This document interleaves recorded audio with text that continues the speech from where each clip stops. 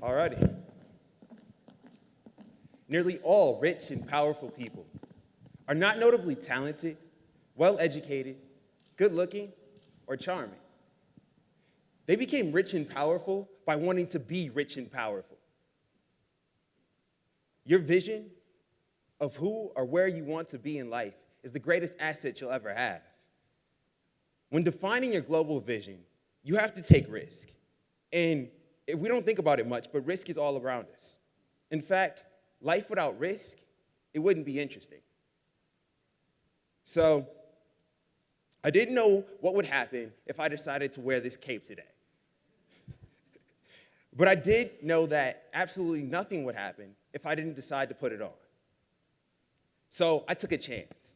And there's two outcomes when it comes to taking a creative risk. These outcomes sculpt who you become as a human being. They shape us and make us the unique individuals that we are today. You know, it's the difference between stagnancy and progress. Last weekend, I was able to meet one of the founding members of Pandora. Pandora is the internet and music discovery app that many of us have used, and if not, check it out. And the founder talked about taking risk and believing in yourself and your creative vision. And had he, Tim, the founder of Pandora, given up after his 300 rejection from VCs, instead of maxing out 11 credit cards and taking on an enormous amount of debt and responsibility to keep his company afloat, we would have no Pandora. So remember, your vision is the difference between failure and success. However, it seems forever to get us to that vision, especially when we come to a point in our lives where we begin to look back and look at all the things that we're doing and we see where we are in life, right? This is the moment that happens when you're younger. And for me, it happened during my first day of high school. And I was wondering, how am I going to get through this? And it's bound to happen when you get older. When you go look back and you look at all the goals and accomplishments that you've set for yourself and you begin to appreciate them. But the moment I'm referring to is the one in between that. The age where you're just entering college or you're halfway through your college career. And you're wondering, why am I seeing the cost of tuition on Facebook being compared to baking soda? I know some of you are in that moment. So I want you to raise your hands if you are on Facebook daily and, wondering, what are you doing with your life?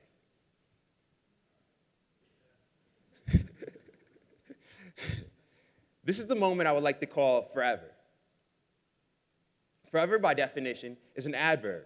It means for all future time, and two, continually. Continually. Does it ever seem like everything you're doing is an eternal process that may never end? From the minuscule things like washing the dishes or the big grand things like that semester final? Or how about the things that we don't really get to appreciate in the moment? Like the first time you rode a roller coaster with your cousin. Or the time you got sick and thought that you would die of the flu and common cold. Or that first kiss. Now I know you're all sitting out there thinking, damn, this is taking forever. Right now is forever. That's exactly what it is. So why waste a single moment? Why not start the adventure of your dreams today? Why not create the book that you've always wanted to read today? Why not construct the next big company today? Rather than simply starting, most of us just think and say, we're not creative enough. We can't do this. And rather than starting, we limit ourselves. And creativity is not something that, I guess I would say, is something that you have to embark on. It's something you embrace, right? Creativity is the byproduct of collaboration. You don't have to be a creative to be creative. When I work with creative individuals like Marcus Elliott, one of the designers of this cape I was just wearing, we started with simple fabrics that were just simple fabric, sheets, rolls, long, on a spool. And we said, hey, let's create something. We started cutting things together and piecing things and throwing them out on the table and the board. And essentially what happened was we created something that we thought meant something. This was my freshman year in college. And I was at UW-Madison, and I was like, none of our friends are going to buy this cape. It costs too much money. A spool would cost us $150 a yard. The material to fix it and put it all together, the time it took, our costs were too high for our friends. But that didn't stop me from going out and reaching out to people that I knew that could afford the cape. So essentially what we did is we put it on the internet, and it was a $250 cape. And that's how I funded my progress here at UW-Madison my freshman year. So I want to talk about the creative process, how I get there, and hopefully you'll find your creative outlet and your way to get into this moment.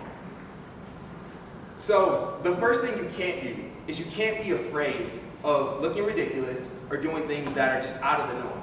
Honestly, that's where some of the best creativity happens and occurs. I'm personally a fan of letting Kanye West's Yeezus album play at very, very loud levels. And I just let that creative energy flow. The process is something a little bit like this.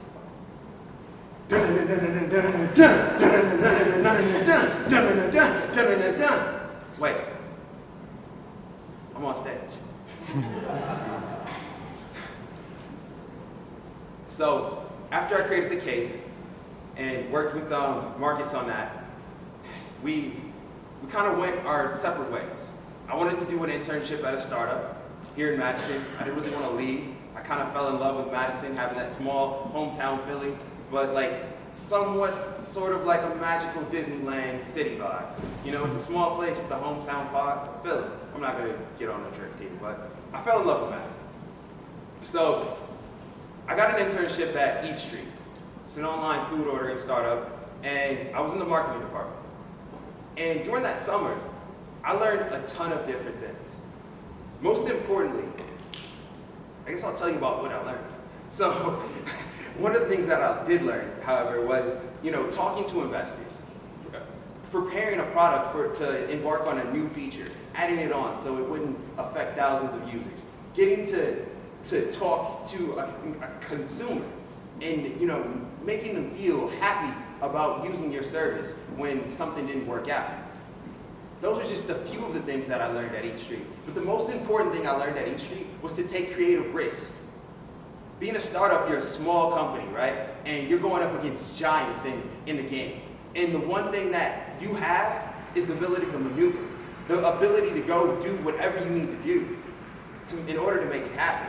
Sometimes you're cash strapped, sometimes you have lack of resources, but you don't have a lack of creativity.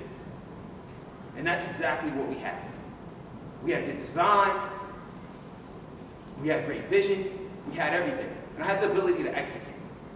Since the worst thing you can do to your creativity is to put yourself in a little box, that just basically limits what you can do.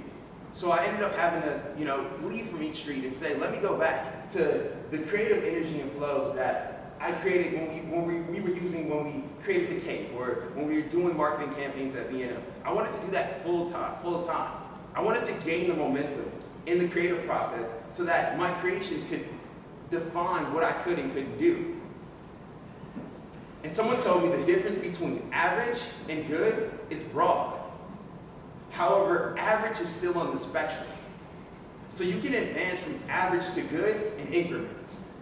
The real divide is between doing something and doing nothing. And I learned that it was inevitable at times that you would fail. And I think we can all agree that losing sucks. I never could make myself feel good after giving it my all and not coming out on top. Whether it be losing in Call of Duty, I'm talking about Black Ops 3. I know someone's out there playing. I'm sorry, a basketball game, a debate tournament, or even creating the next Uber. For me, that feeling came back in 2013 again, when I got rejected from over 26 scholarships for financial assistance in my upcoming college career here at UW-Madison. Rejection meant that I would have to find out another stream of income to support myself in college so I wouldn't be drowned in debt. And I essentially failed. But in hindsight, I had succeeded.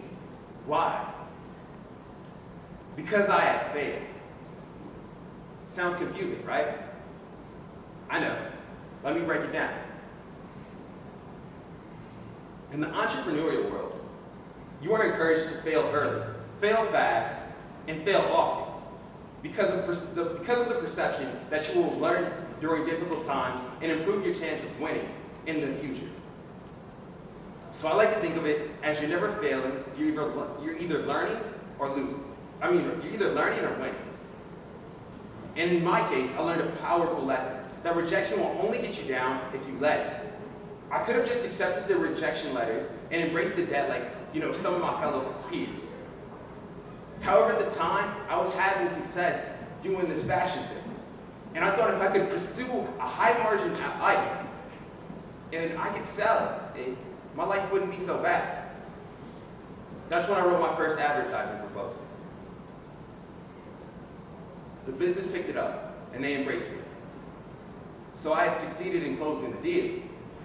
But looking back, it was that rejection that led me to start my current business and often obtain the vision that is needed to succeed. But on the other hand, that's my vision. How do you know what ideas to act on? How do you know how to make yourself that definitive, unique individual? Let's be clear. Regardless of what your parents, teachers, mentors, or bosses, or Tumblr posts may have told you about life, here's the reality. No one knows what they're doing.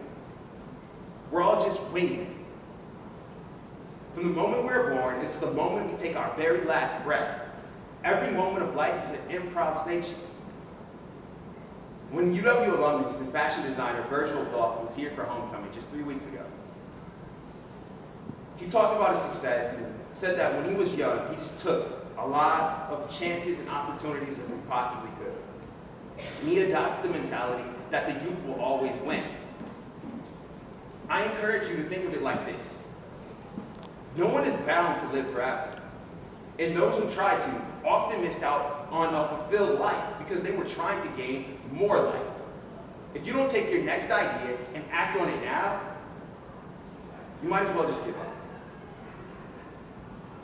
Because most of us personally get caught on waiting for that perfect moment, or the perfect momentum, or the perfect time. Well, there are only 2 days in your life that aren't 24 hours long.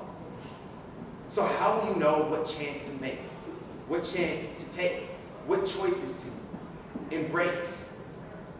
You don't, you won't, and you won't. Because there are a million possible outcomes to every decision that you will ever have to do. So what you have to do is you have to trust yourself. Be sure and secure in everything that you do, because you have to live with that choice and those consequences. Don't act out of eagerness. Don't love out of obligation. Don't live just because of tradition. Do everything because you want to do it. Because it feels right. Because you know if you don't, one day you'll regret it. Live a life of oh wells, not what ifs. Because one day you'll live another moment, and it might seem like this day was forever ago. And in that moment, you'll be in a new forever. Looking back on how you got to where you are and appreciating the things that got you there. And you'll be looking towards those next steps, those next obstacles that look impossible. Just 2 years ago, high school looked impossible to me. College looked unachievable to me. Raise your hands if you ever had an idea or goal for your life and it looked impossible. Now, for those of you who have their hands raised, if you haven't already started moving forward with those ideas and goals, I want you to take the next step in making your ideas or goals reality tonight. There's never been a better time. Don't worry about how many chances it might take. Don't worry about failing. Don't sit by the sideline and let the world accomplish your dreams and ideas for you, because it will.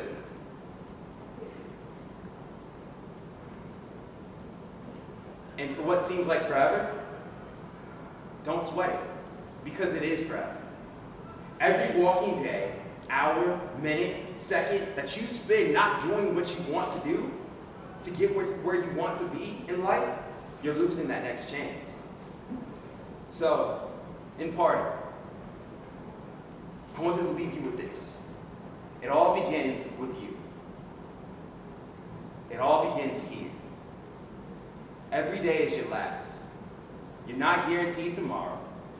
Right now is forever. Embrace it and never let it go. Thank you.